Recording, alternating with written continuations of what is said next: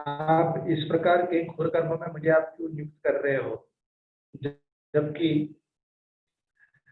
मैं ज्ञान योग को करना चाहता हूँ। तब भगवान कृष्ण ने कहा, ज्ञान योग कुछ गलत नहीं है, मगर ज्ञान योग करने का भी कुछ पात्रता की आवश्यकताएं हैं। ज्ञान योग में अग्रसर होने के लिए, इसलिए भगवान ने तीसरे अध्याय के तीसरे श्लोक में ये कहा, लोकोस्मि द्विविधा निष्ठा, दो प्रकार के निष्ठावान है, ज्ञान योग सांख्य न कर्म योग। अब ये दोनों मार्ग में ज्ञान योग में कर्म करने की आवश्यकता नहीं रहती, कर्म योग में करने की आवश्यकता रहती है। क्या उस कर्म योग में कौन देखता है?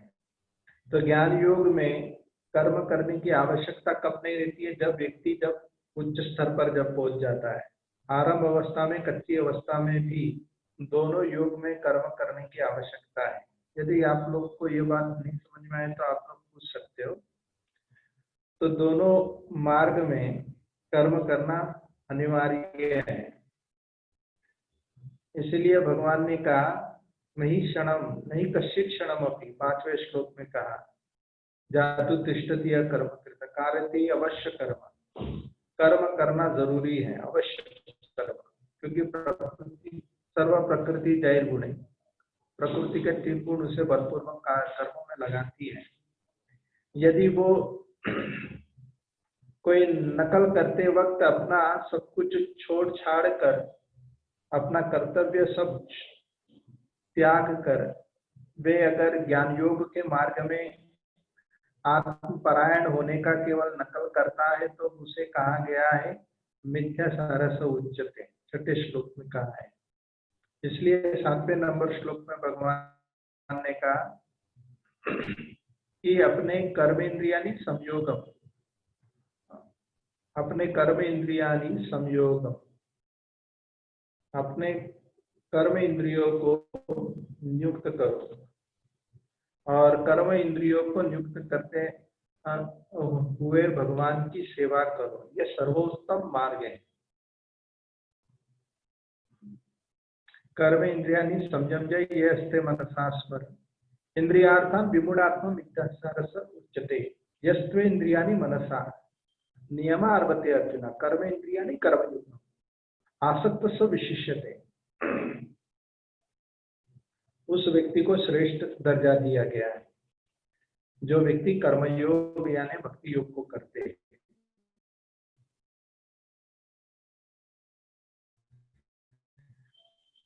क्योंकि कर्म करे बगैर अपना जीवन निर्वाह भी कर सकता, 8 नंबर श्लोक में कहते हैं, शरीर यत्रापि चते। इसलिए वैसे कर्म करने से हमारा शरीर का निर्वाह होता है, इसलिए कर्म करना जरूरी है। तो कर्म कैसे करना चाहिए? तो 90 वाले श्लोक में कहा है, यज्ञार्थात कर्मण्य अन्यत्र, भगवान विष्णु के लिए यज्ञ करने का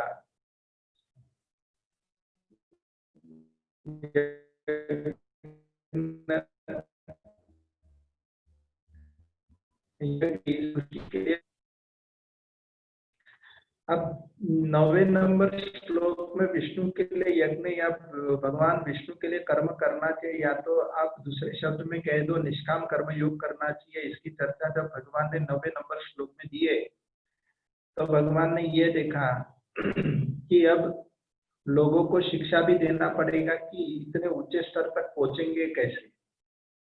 तब उन्होंने 10 नंबर श्लोक से आरंभ किए, स यज्ञ प्रजा श्रेष्ठवा पुरोवाचा प्रजापति अन्येन प्रसविष्यत्वम् ईश्वरस्ते काम, कि पूर्व समय पर सृष्टि के आरंभ में ही पूर्व समय पर इसके विषय में उल्लेखन किया गया है कि किस प्रकार प्रत्येक जीव को यज्ञ करना जरूरी है। यज्ञ करने से वो व्यक्ति अपने जीवन में तरक्की प्राप्त करेगा और उनके मनोवांछित इच्छाओं की पूर्ति होगी। और वो कौन देंगे? देवान भाव्यताने नाते देवान भाव्यतु, परस्परम भाव्यंत श्रेय प्रमवाप्सस, परस्परम एक दूसरे को, परस्पर एक दूसरे को लोग संतुष्ट करेंगे तो उनके मनोवांछित इच्छा पूर्ति होगी। कैसे एक दूसरे को संतुष्ट करने का अर्थ क्या है? देवतागण संतुष्ट होंगे बद्धजीवों के कर्म से। कैसे? जब वे कर्म योग करेंगे तब, और उसी कर्म योग को यज्ञ कहते हैं। जब भगवान विष्णु के लिए कर्म करेंगे तो देवतागण भी खुश हो जाते हैं, तो जिनसे उनको मनोवांछित इच्छाएं प्राप्ति होगी। जो व्यक्ति इस प्रकार नहीं करते, यह भुक्तेस्तेन एव स यज्ञाशिष्टासिनो सन्ति, जो भुक्तेस्तेन एव स, वे जो लिप्त नहीं होता उनको चोर कहा गया है। इसलिए कहा गया है कि जो भगवान को समर्पित होकर इस प्रकार के कार्य करते हैं, मुंचन्ते सर्वकिल विषय भुंजते अगम पापा, वो अपने तमाम प्रकार के पाप क्रियाओं को सन्मूलित रूप में वो विनाश कर देता है। ये पचंती आत्म कारण, मगर जो इस क्रियाओं को नहीं करता है, ये पचंती आत्म कारण, यानी कि वो केवल विषय भोग में ही लगा रहता है। ये पचंती आत्म कारणा,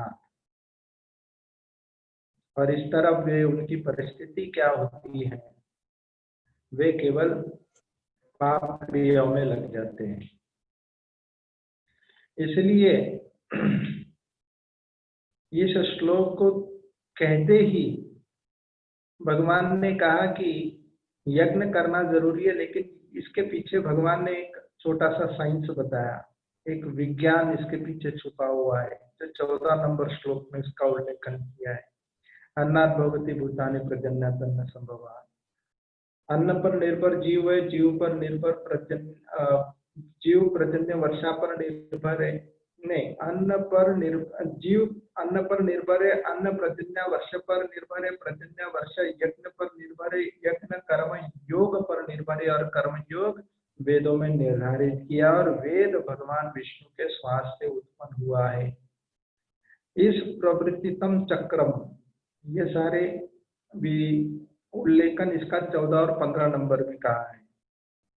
एवं प्रवृत्तितम चक्रम नानु अर्थयति हया कायुरिंद्रियारम मोगापार्थ सजीवति, जो इस प्रकार नहीं करता मोगापार्थ सजीवति, वो व्यर्थी अपने समय की बर्बादी कर रहा है। इसलिए उसे यज्ञ करना जरूरी है। अच्छा, कौन व्यक्ति यज्ञ करने के लिए योग्य, यज्ञ करने के लिए उनको निर्धारित नहीं है, किस व्यक्ति के लिए है? तो जो व्यक्ति आत्मपरायण हो गया है, उनके लिए कर्म करने की आवश्यकता नहीं है। इसलिए 17 नंबर में भगवान, 17, 18, 19 में भगवान इसका विश्लेषण करते हैं। यस्त्वे आत्मरेवस्यात् आत्मतत्तश्च मानवा आत्मनिवेश संतुष्टस्तस्य कार्यं न विद्यते, तस्य कार्यं न विद्यते, उसके लिए कोई करने कार्य नहीं है। ऐसे भगवान 19 नंबर श्लोक कहने के बाद कहते हैं 20 नंबर में फिर व्यक्ति कार्य करता है। हालांकि अर्जुन तो वही प्लेटफॉर्म में थे, अर्जुन की स्थिति तो काफी ऊंचा था, अर्जुन कर्म नहीं करे तो भी चलता था, लेकिन तथापि अर्जुन कर्म कर रहे हैं। कर्म करने के लिए भगवान कृष्ण उन्हें निर्देश दे रहे। क्यों दे रहे? क्योंकि कर्म नहीं भाई संसिद्धि आसित जनकार्य लोक संग्रामे वापि संपश्यन कर्तुम अर्हसि यद्यदाचरति श्रेष्ठा तत्तदेव जना स्वयं प्रमाणम कुरुते श्लोकस्तनुवर्तते। लोग उनका अनुगमन करते जब व्यक्ति श्रेष्ठ व्यक्ति जैसे कार्य करता है। इसलिए अर्जुन, भले तुम्हारे लिए कोई करणीय कार्य नहीं भी है, लेकिन तथापि तुम कर्म करोगे तो लोग तुम्हारे पथ चिन्हों पर चलेंगे। यह शिक्षा देने के बाद भगवान कृष्ण और जनक महाराज जी का उदाहरण देते हुए अपना स्वयं उदाहरण देते, ना मैं पार्थ कर्तव्यम त्रिषु लोकेषु किंचना नान्वाप्तमवाप्त्यमर्त्य च कर्मणि। 22 नंबर श्लोक में भगवान स्वयं कहते हैं कि मेरे लिए कोई करणीय कार्य नहीं है, त्रिषु लोकेषु किंचना, तीनों लोक में कोई करणीय कार्य नहीं है, लेकिन तथापि मैं कर्म में करने में चूकता नहीं। क्यों नहीं चूकता? उत्से देवरी में लोकाना पुरियम कर्म चेतम संकर्ष करता शामुपहन्य प्रजा तक कर्माणि आज विद्वांस। भगवान कहते हैं कि यदि मैं इस प्रकार के कर्म नहीं किया तो लोग मेरे पद छीनने पर चलेंगे। यदि ही हम न वर्ते हम जातु कर्मणि अतिद्रिया ममो वर्तमान वर्तन से मानुषा पार्थ सर्वथा सबके सब मेरे नकल करेंगे जिससे अवांछित संतानें उत्पन्न होगी। लोग मार्ग से पथभ्रष्ट हो जाएंगे। इस प्रकार भगवान समझाते हुए आगे कहते हैं कि प्रत्येक जीव को कर्म करना जरूरी है। खास करके जो समाज के श्रेष्ठ व्यक्ति उसे तो निश्चित रूप में कर्म करना चाहिए जिससे लोग उनके पद चिन्हों पर चलते हैं। इसलिए भगवान अपना स्वयं उदाहरण देकर ये कहते हैं कि विद्वान व्यक्ति लोग ऐसे ही करते हैं। कैसे करते? जो 26 नंबर श्लोक में कहा है, न मे बुद्धि वेदे जने ज्ञानम कर्म संगिराम ज्योत्से सर्वकर्माणि विद्वान युक्त समाचरण। अनुवाद।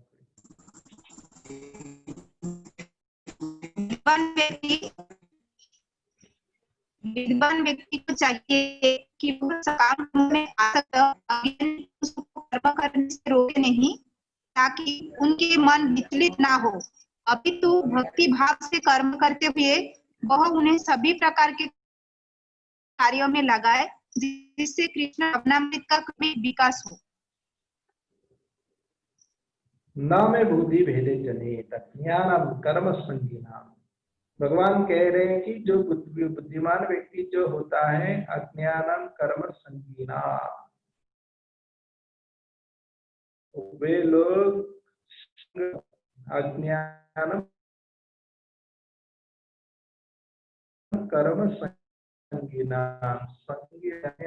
कर्म करे लोग अज्ञान कर्म संगी भेद जनेयत न बुद्धि भेद जनित, यानी उनकी बुद्धि को कभी विचलित नहीं करते।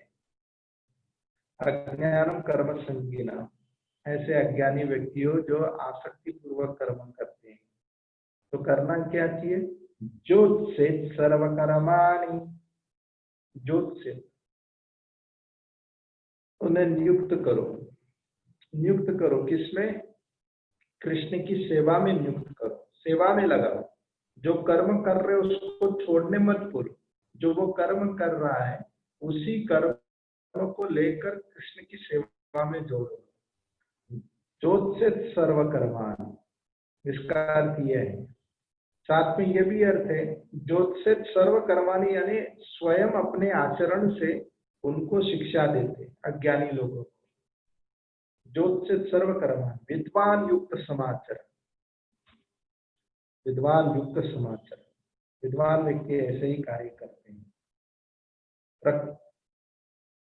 क्योंकि अज्ञानी व्यक्ति की मनोभावना किस प्रकार है? प्रकृति क्रियमाणानि गुण कर्माणि सर्वस्व अहंकार विगुण आत्मा कर्ता हम इति मन्यते। अहंकार कर्म का कर्ता मान बैठे, जबकि वास्तव में प्रकृति के तीनों गुणों द्वारा किया जाता है।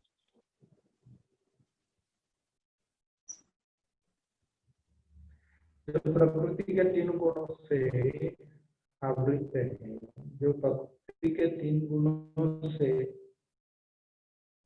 जकड़े हुए हैं, वो व्यक्ति गुणों के प्रभाव से कर्म करता है, लेकिन फिर भी क्या कहता है? कर्ता हम इति मन्यते।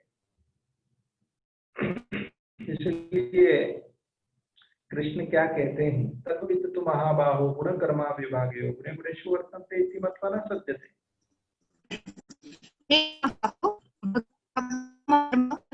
काम कर्म के भेद को भलीभांति जानते हुए बातों को जानने वाला है, वह कभी भी अपने आप को इंद्रिय में तथा नहीं लगाया। वह व्यक्ति कभी भी विषय भोग में नहीं लगता। जो व्यक्ति जानता है कि वह प्रकृति के तीन गुणों का प्रोडक्ट नहीं है, वह जानता है कि मैं प्रकृति के तीन गुणों का पदार्थ नहीं हूँ। इस तरह वे इस बात को जानकारी रखकर वे प्रकृति के तीन गुणों के ऊपर उठता है और इस तरह उससे विचलित नहीं होता। प्रकृति गुण सम्मूढ़ संजन्ते गुण कर्म सुदान कृष्ण विदो मंथान कृष्ण विद्ना विचारेत।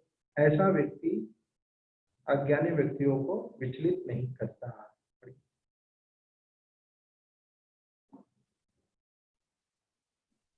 माया के गुणों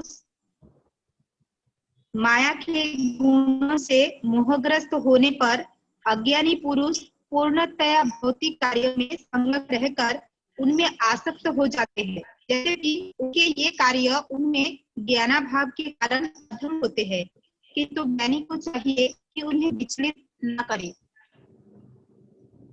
ज्ञानी को चाहिए उन्हें विचलित न करे। यही बात यहाँ पर समझा रहे। जो कृष्ण भिन्न विचालेत उनको विचलित नहीं करते ऐसे अज्ञानी लोगों को। इसलिए प्रकृति गुण सम्मूढ़ा संजन्ते गुण कर्मसु, जो संजन्ते गुण कर्मसु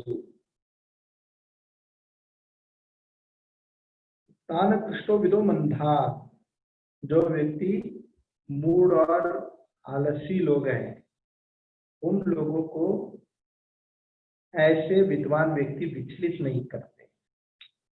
वे स्वयं कर्म करते और उनको शिक्षा देते हैं। इस पर हमने काफी चर्चा की है देखकर। अब ये सारी बात को कहने के बाद भगवान कंक्लूजन बताते हैं। 30 में फायदा बताते, 31 में नुकसान बताते। ऐसे यदि करेंगे तो क्या होगा। भाई सर्वाणि कर्माणि संन्यासत्यात्मचेतसा निराशीर निर्ममो बुद्ध्वा युद्ध स्व विगतज्वरा। अतः हे अर्जुन, अपने सारे कार्य को मुझ में समर्पित करके मेरे पूर्ण ज्ञान से युक्त होकर लाभ की आशंका से रहित, दावे के बिना तथा आलस्य से रहित होकर युद्ध करो। ये यहाँ पर कंक्लूजन दे दिए। अब 31 और 32 उसमें पहले लाभ बताते हैं फिर हानि बताते हैं। यहाँ पर 30 नंबर में बताए इस प्रकार करने से क्या होगा, तुम अपने जीवन में क्या प्राप्त करोगे उसकी चर्चा 31 में कहा है। किस प्रकार करने के लिए कह रहे, मयि सर्वाणि कर्माणि संन्यासत्यात्म चेतसा, ऐसी चेतना होनी चाहिए। संन्यासत्यात्म चेतसा, मयि सर्वाणि, मेरे लिए, सर्वाणि कृष्ण कहते हैं मेरी संतुष्टि के लिए। मयि सर्वाणि कर्माणि संन्यासत्यात्म चेतसा, ऐसे किस चेतसा, कौन सी चेतना होनी चाहिए।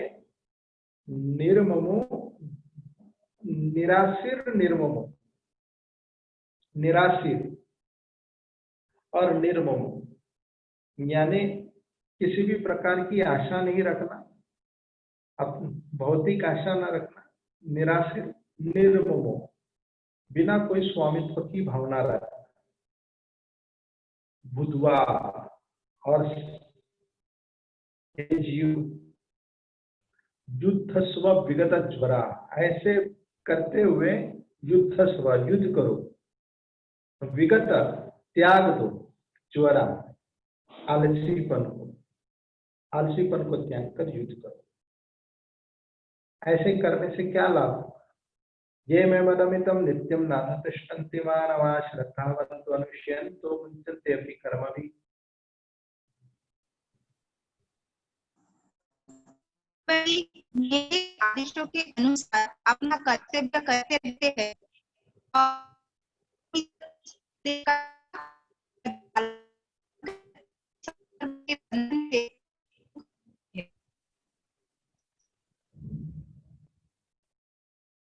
ये में मतम इदम मुंचन्ते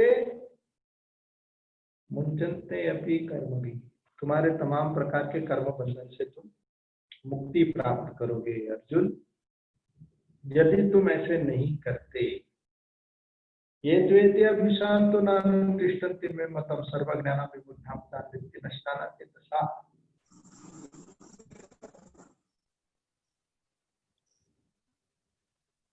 किंतु जो ईर्ष्यावश इन उपदेशों की उपेक्षा करते हैं और उनका पालन नहीं करते, इन समस्त ज्ञान से रहित, दिग्भ्रमित तथा सिद्धि के प्रयासों से नष्ट किए।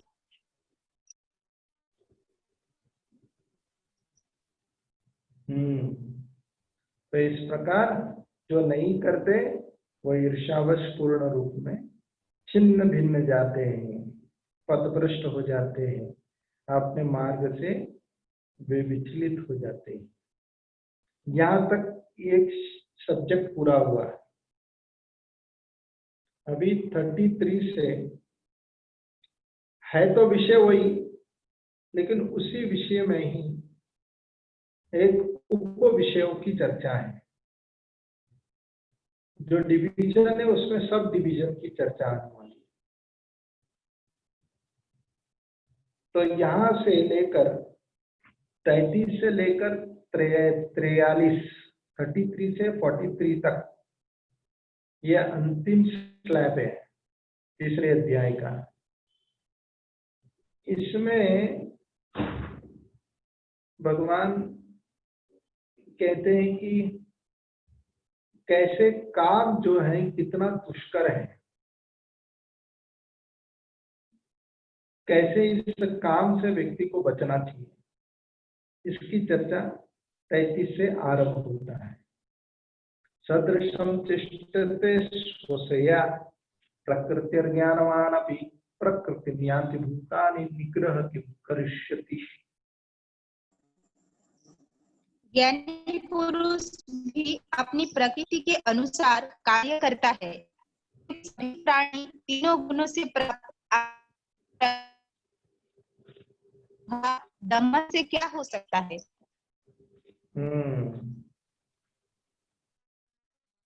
सदृशं चेष्टते स्वस्या प्रकृतिर्ज्ञानवानपि प्रकृतिं यान्ति भूतानि निग्रह किं करिष्यति। इस श्लोक में कृष्ण समझा रहे कि जो काम इच्छा जो है ये बड़ा बलवान है। प्रकृतिम यान्ति भूतानि निग्रह किम करिष्यति, इतना बलवान है कि बड़े बड़े ज्ञानी व्यक्तियों को भी वे मोहित करता है। वे भी गुणों के चुंगल में आ जाते हैं, ज्ञानी भी। तो कोई यदि कोई ज्ञानवान है तो इसका अर्थ यह नहीं कि वो प्रकृति के 3 गुणों के अंतर्गत काम नहीं करेगा, भले वे ज्ञानी भी क्यों ना रहे, लेकिन उन पर भी गुणों का प्रभाव गिरता है। तो भला दमन करने से क्या मतलब? दमन नहीं करना है, उसे करना क्या चाहिए ये भगवान ने पहले ही कहा है। 7वें नंबर श्लोक में आप देखिएगा भगवान क्या कहते हैं। नंदुलाल 7 नंबर कौन से आते हैं? इधर है आपका ध्यान, तीसरा अध्याय।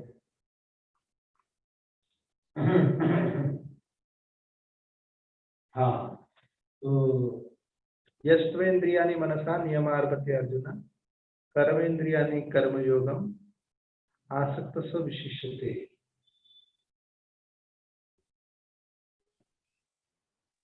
अनुवाद दूसरी और पढ़िए। दूसरी ओर यदि कोई निष्ठावान व्यक्ति अपने मन द्वारा कर्मेंद्रियों को वश में करने का प्रयत्न करता है और बिना किसी आसक्ति के कर्मयोग अर्थात कृष्ण भावनामृत में प्रारंभ करता है तो वह अति उत्कृष्ट है। अति उत्कृष्ट है। दमन करने के लिए नहीं कहा है, उसे सेवा में लगाने कह रहे। इसलिए कहा गया निग्रह की करिष्ठी, तो उसको दमन करने से भला क्या लाभ। तो क्यों? क्योंकि ये जो राग और द्वेष जो है इसे नियमों में लगाना जरूरी है। यस्त्वे इंद्रियाणि मनसा नियमा अर्पते अर्जुना, नियमा अर्पते, आरंभ में नियमों का पालन करो। यही बात को यहाँ पर समझाते हैं। इसलिए क्या कह रहे हैं, इंद्रिय सिंद्रिय स्यार्थे रागद्वेषो व्यवस्थितो त्वरणवसमगच्छेतो हि सपरिपन्थिनो। प्रत्येक इंद्रिय तथा उसके विषय से संबंधित राग द्वेष को व्यवस्थित करने के नियम होते हैं। मनुष्य को ऐसे राग तथा द्वेष को वशीभूत नहीं होना चाहिए, क्योंकि ये आत्म साक्षात्कार के मार्ग में अवरोधक है। आत्म साक्षात्कार के मार्ग में रोक टोक आता है, इसके वशीभूत नहीं होना चाहिए। इसलिए उसे करना क्या चाहिए, अपने इंद्रियों को नियमों में लगाना चाहिए, क्योंकि इंद्रिय विषय वस्तुओं से स्वाभाविक आकर्षित होती है। वर्ण वसम गच्छेतो हि असपरिपन्थिनो, उसके वश में यदि वह आ गए तो उनके लिए आत्म उन्नति में बाधक आता है। इसलिए उसको नियम कैसे पालना चाहिए, प्रत्येक जीव का भिन्न भिन्न प्रकार के नियमों का वर्णन है। अपने अपने वर्णाश्रम के आधार पर उनको भिन्न भिन्न प्रकार के नियमों का वर्णन है, और उसे वही नियम पालना चाहिए। उसे दूसरों के नियम के पालन के चक्कर में नहीं जाना चाहिए। ब्राह्मण का काम करना चाहिए, क्षत्रिय का, वैश्य शूद्र का। शूद्र ब्राह्मण का कार्य नहीं करना चाहिए, न क्षत्रिय वैश्य का कार्य में लगना चाहिए। प्रत्येक जीव को अपने अपने कार्य करना चाहिए। वे अपना कार्य छोड़ के दूसरे का कार्य करते तो उनके लिए पर धर्म भयापन, श्रेयान स्वधर्म विगुण, पर धर्म स्वनिष्ठिता, स्वधर्म निधनम श्रेय पर धर्म भयापन। अपने नियत कर्म को दोषपूर्ण ढंग से संपन्न करना भी अन्य के कर्म को भली भांति करने से श्रेयस्कर है। स्वीय कर्मों को करते हुए मरना पराये कर्म में प्रवृत्त होने की अपेक्षा श्रेष्ठतर है, क्योंकि अन्य किसी के मार्ग का अनुसरण भयावह होता है। किसी के भी मार्ग का अनुसरण भयावह बनता है। जैसे एक बार एक चोर एक धोबी वाले के घर पर आ गया था चोरी करने। कुत्ता बड़े गहरी नींद में सोया था। अब कुत्ता जब खराटे लेकर सो रहा था तो गधे ने देखा कि अरे कुत्ता सोया है इतने गहरी नींद में, तो ये चोर तो मेरे मालिक का सामान चोरी करके भाग जाएगा। तो गधे ने क्या किया, जोर से आवाज लगाया। अब गधे की आवाज महाभयंकर है, कुत्ते की आवाज तो ठीक है, लोग सुनेंगे तो चुपचाप पलटकर फिर से करवट बदल के सो जाएंगे, क्योंकि कुत्ते का स्वभाव है। लेकिन गधा अगर रात को रोना शुरू किया तो फिर क्या होगा। धोबी वाला परेशान होकर उठकर आया, गधे को बहुत पीटा और इतना पीटा और वो जाकर सो गया। तो हुआ क्या, चोर आते हुए उसका अलार्म बजाने वाले का काम किसका था, कुत्ते का।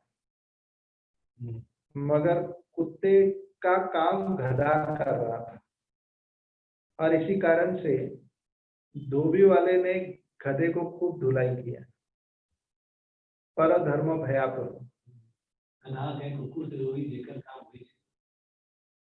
गधा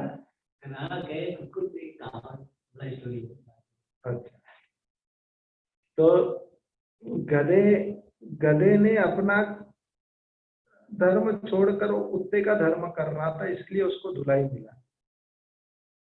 लेकिन सुबह उठा तो फिर कुत्ते की भी धुलाई हुई, क्योंकि कुत्ते ने गधे का काम किया सोने का। तो मालिक ने कुत्ते को ही पीटा।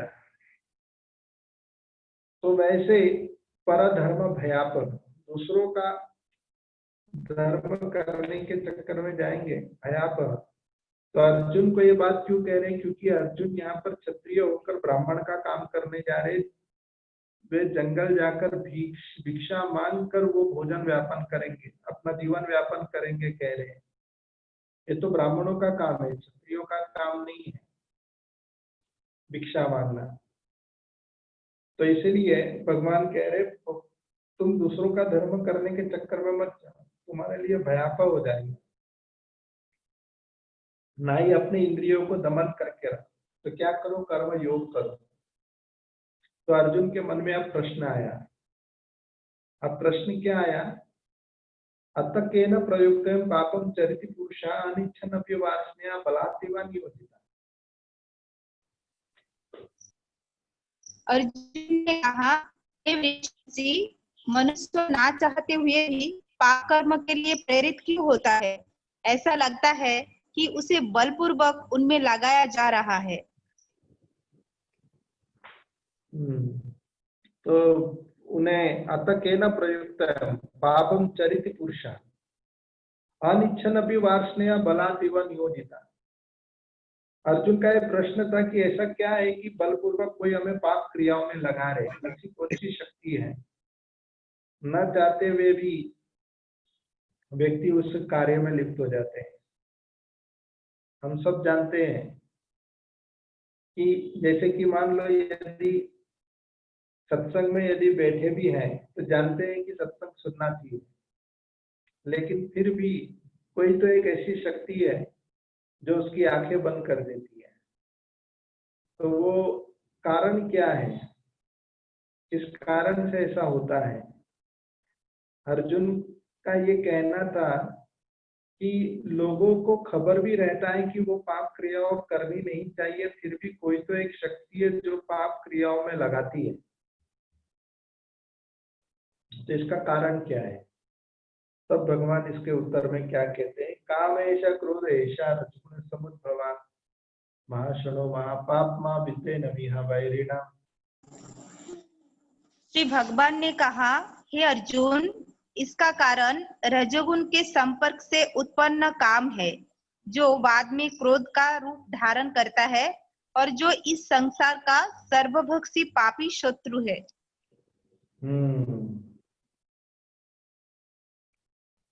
सर्वभक्षी पापी शत्रु है, और वो क्या है? काम ऐसा क्रोध ऐसा। यही है जो व्यक्ति का सबसे बड़ा शत्रु है। पर इससे व्यक्ति को बचना चाहिए। यही बात यहाँ पर शिक्षा दे रहे भगवान कि गुणों के प्रभाव से व्यक्ति को बचने का प्रयत्न करना चाहिए। ये गुण जो है व्यक्ति को पाप क्रियाओं में लिप्त करती है। इसलिए 5वें नंबर श्लोक में भी आप देखिए, नहीं कश्चित् क्षणमपि जातिष्ठस्य कर्म कृत्य कारयति अवश्य कर्म, कारयति अवश्य कर्म सर्व प्रकृति जयजुरे। तो प्रत्येक व्यक्ति को प्रकृति से अर्जित गुणों के अनुसार विवश होकर कर्म करना पड़ता है। अतः कोई एक क्षण के लिए भी बिना कर्म की नहीं रह सकता। सभी लोग इसके चक्रव्यूह में फंसे हैं गुणों के। तो उसे अपने गुणों के अनुसार ही कार्य करने चाहिए। यही शिक्षा यहाँ पर दी गई है। तो वो गुण कैसे उस पर प्रभाव देता है? काम इच्छा से रजोगुण की उत्पत्ति, रजोगुण का वृद्धि होता है, और रजोगुण से तमोगुण की उत्पत्ति होती है। क्योंकि जब काम इच्छा पूर्ति नहीं होता है तो क्रोध आता है। बियर, हाँ नशीली पदार्थ लेकर घूमते हैं। तो जब इच्छा पूर्ति नहीं होगी तो क्रोध उत्पन्न होगा और इस तरह व्यक्ति अपने गुणों से और नीचे गिर पड़ता है। तो इसलिए दमन नहीं करना है, उसे करना क्या है, कृष्ण सेवा में नियुक्त होना चाहिए। यही भगवान बार बार इसी बात को जोर दे रहे हैं। यही जो काम के आवरणों की चर्चा है, ये काम के आवरण 3 प्रकार के हैं, एक कम, उससे ज्यादा और एकदम ज्यादा। काम के आवरण जितने ज्यादा होता है उतना व्यक्ति मोटा बुद्धि हो जाता है, उनके सूक्ष्म बातें सोचने की शक्ति नहीं रहती। धूमेन आवृते वनीर यथा दारिशो में लेना चाहिए, यथा बिना तो गर्भस्तथा तेजितम आवृत।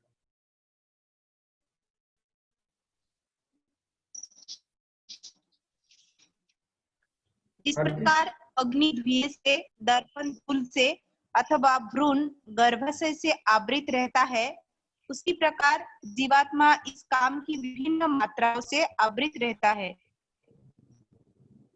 वहनी यानी अग्नि, धूमेना यानी धुआं से, आवृते वह्निर, धूमेना आवृते वह्निर यथा दारेशु मलेन च।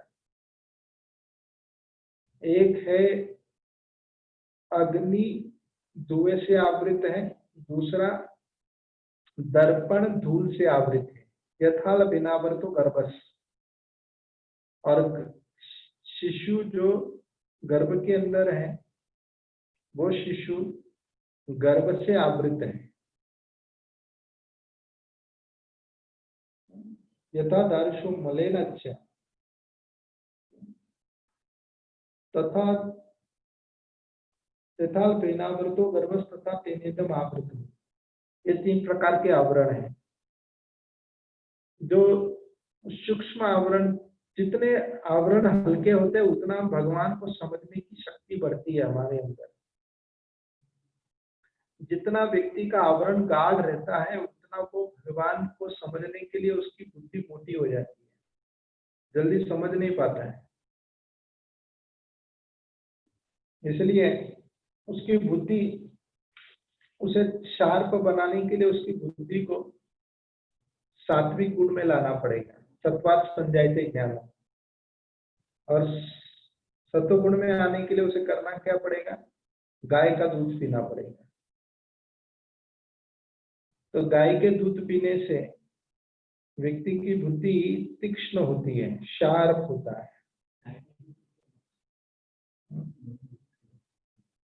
नहीं, कैलॉग्स ने बोला है गाय का दूध। अच्छा, तो गाय के दूध से सतोगुण आता है, सत्वात् संजायते ज्ञान। कैलॉग्स को सतोगुण कहीं वर्णन नहीं है।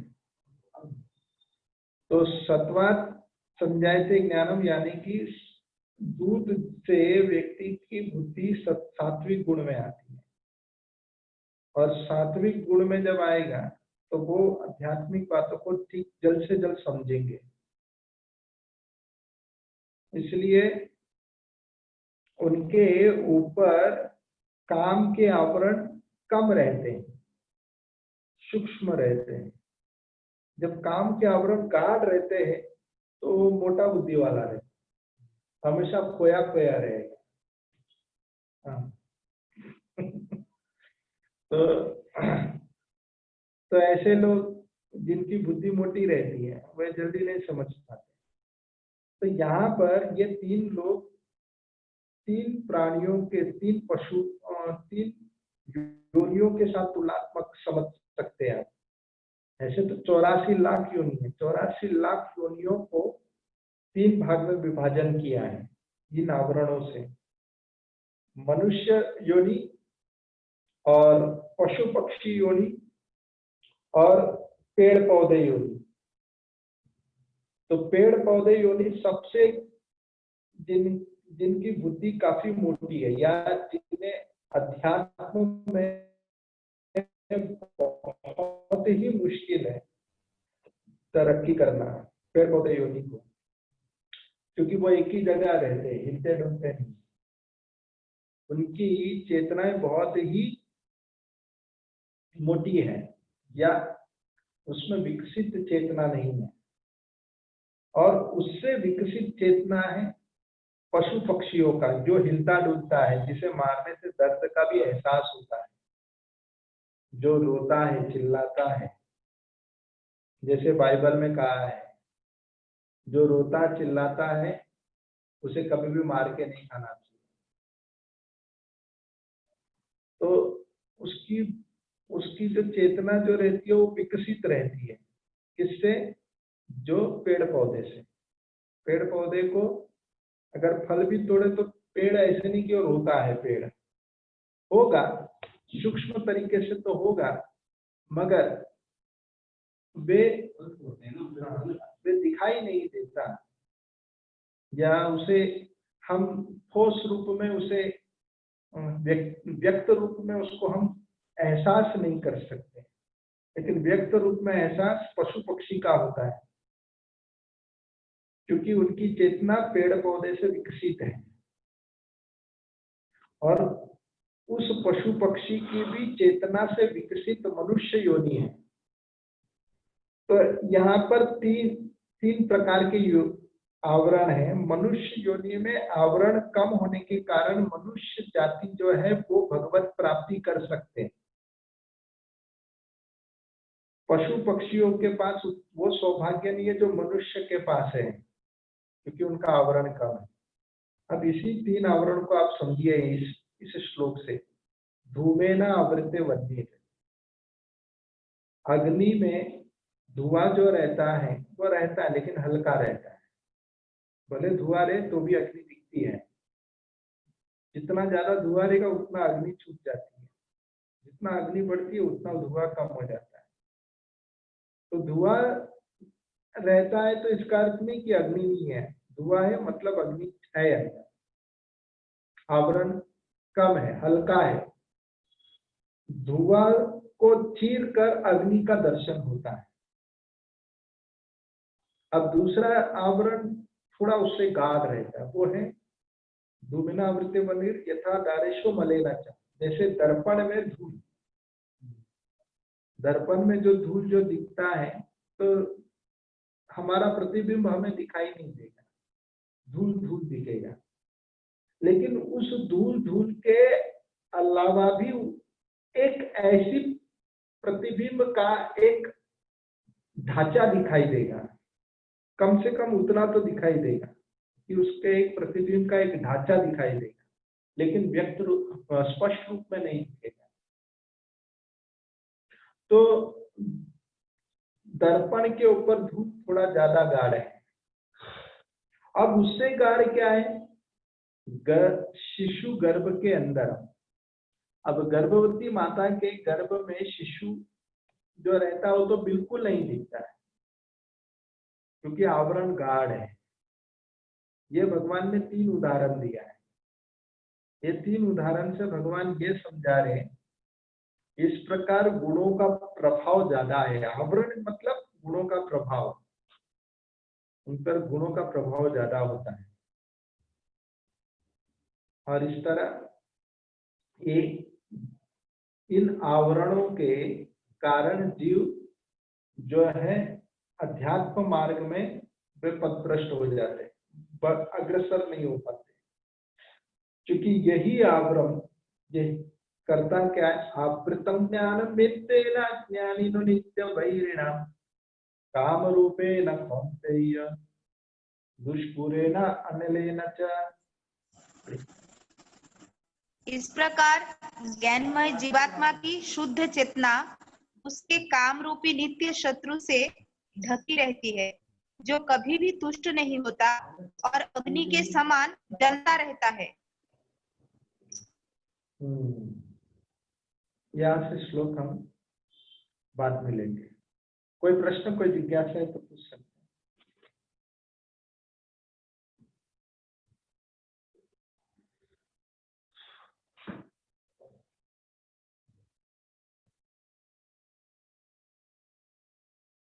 तो प्रभु जी ने इतना सुंदर क्लास दिया है।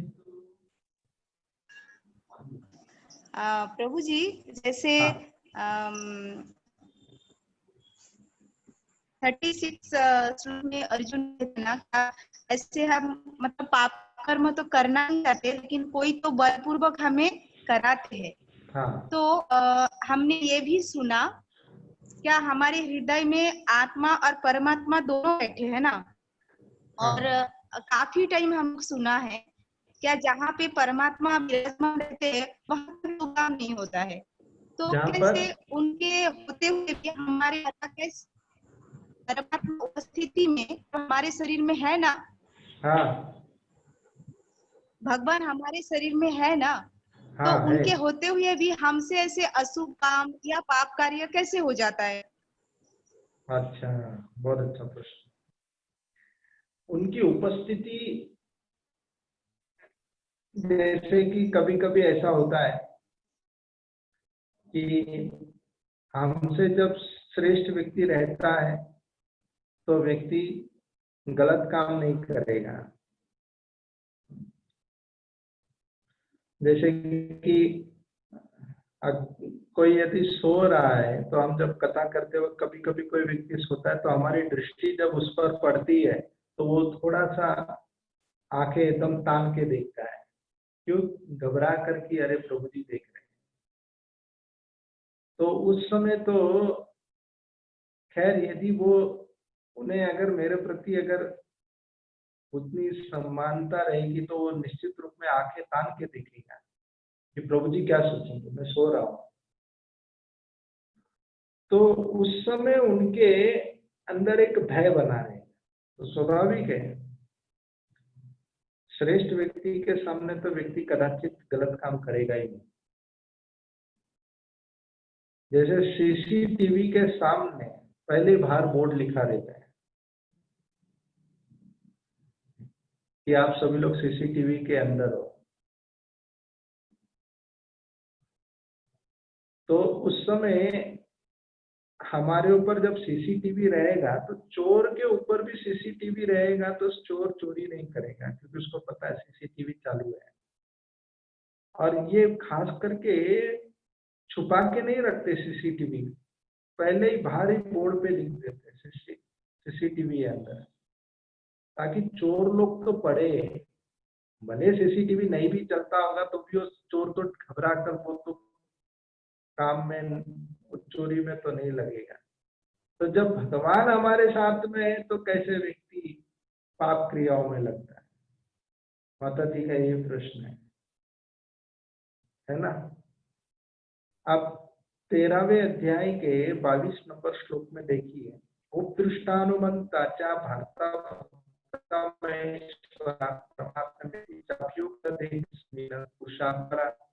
अनुवाद पढ़ो। 13वें अध्याय का 22 नंबर श्लोक मिला? एक मिनट प्रभु जी। हाँ,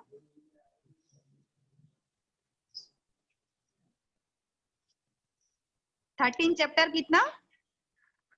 22।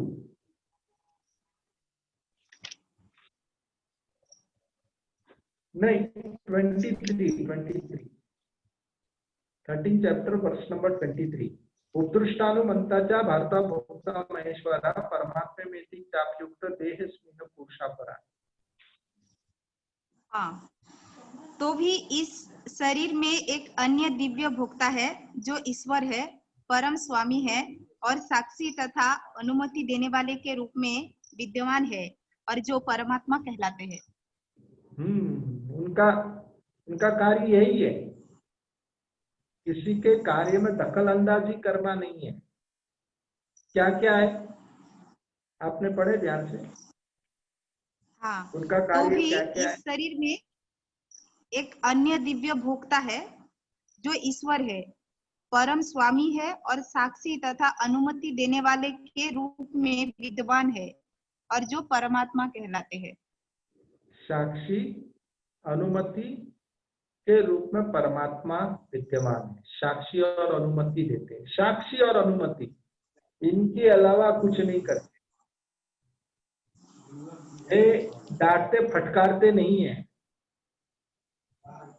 वे केवल साक्षी नोट डाउन करते क्या क्या किया है, वे साक्षी के रूप में। और जीव की परिस्थिति क्या है, तो इसका पहले वाला 22 नंबर, पुरुषा प्रकृति स्तोई भूंगते प्रकृति जायर गुण कारण गुण संघर्ष सद असत जन्म योनिषु। इस प्रकार जीव प्रकृति के तीनों गुणों का भोग करता हुआ प्रकृति में ही जीवन बिताता है। यह उस प्रकृति के साथ उसकी संगति के कारण है। इस तरह उसे उत्तम तथा अधम योनियां मिलती रहती है। हाँ, जीव अपने गुणों के प्रभाव से वे कभी अच्छे तो कभी बुरे फल को भोगता रहता है। तो वे गुणों के प्रभाव से वे कार्य करते हैं। तो जीव वशीभूत रहता है क्योंकि उसके कर्म वासनाएं उसे जकड़ के रखती है, और इस तरह वो जीव उस कार्य में लग जाते हैं, जबकि वो नहीं करना चाहता है, क्योंकि उसे पता है कि ये कार्य पापमय कार्य है, लेकिन फिर भी वो इस कार्य से छूट नहीं पाता, क्योंकि गुण उसे करवाता है। और वो कहता क्या, करता भी मन्यते, वो सोचता मैंने किया। ठीक है, प्रत्येक जीव करने का रिस्पॉन्सिबिलिटी है प्रत्येक जीव का, लेकिन अकेला नहीं है। पंचैतानि महाभाव कारणानि निबोध में, पंचैतानि महाभाव कारणानि निबोध में सांख्य कृतांत प्रोक्तानि सिद्धे सर्वकर्मणाम अधिष्ठानम तथा कर्ता कारणम चेष्टा दैवम चैवत्र पंचम। ये 5 प्रकार के कर्ता है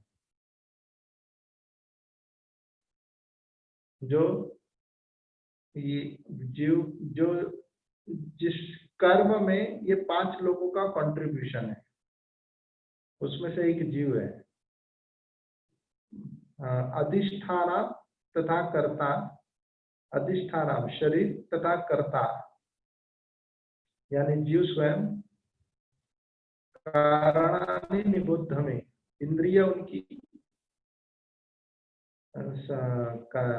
कारणानि निबुद्ध में अधिष्ठान तथा कर्ता कारणानि निबुद्ध में विविधश्च पृथक चेष्टा दैवम चैवत्र पंचमम। विविधश्च पृथक चेष्टा, पृथक चेष्टा विभिन्न प्रकार की चेष्टाएं जो उनके पूर्व वासना उसे खींच के लाते, और दैवम चैवत्र पंचमम, और स्वयं हृदय में बैठे हुए परमात्मा। ये 5 करता है।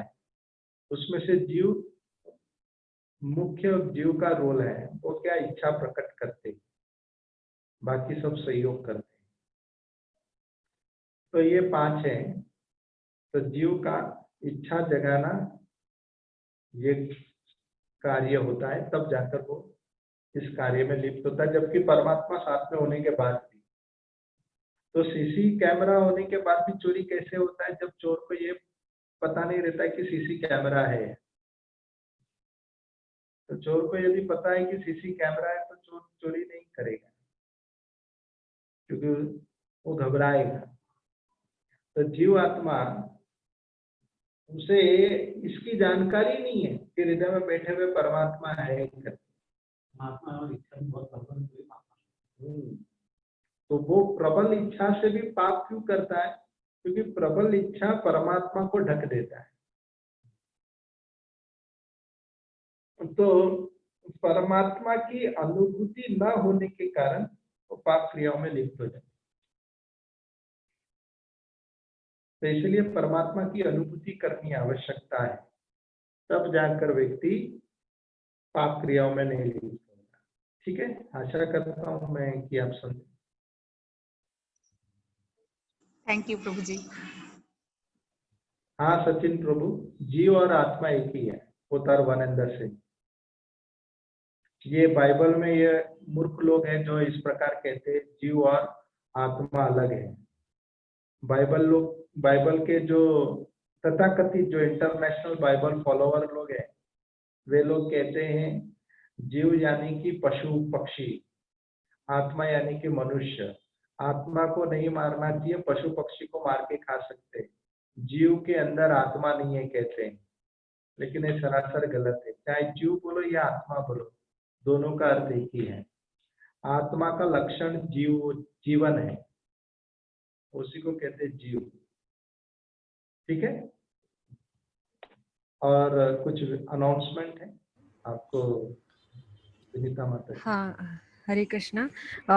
ये जो हमारा रेगुलर क्लास है, अभी हम हमारा क्लास ट्यूसडे और थर्सडे को होगा 8 o'clock to 9 o'clock सुबह। और प्रभु जी यहाँ ये क्लास में काफी डिटेल्ड एवरी श्लोका पे डिटेल्ड एक्सप्लेनेशन देंगे। विनीता माता, हाँ प्रभु जी। शाम को ये भगवत गीता क्लास शाम को ही रखेंगे, चैतन्य चरितामृत सुबह रखेंगे। अच्छा, तो ट्यूसडे थर्सडे शाम का है? हाँ ओके, तो रेगुलर 7 to 8 ना प्रभु जी?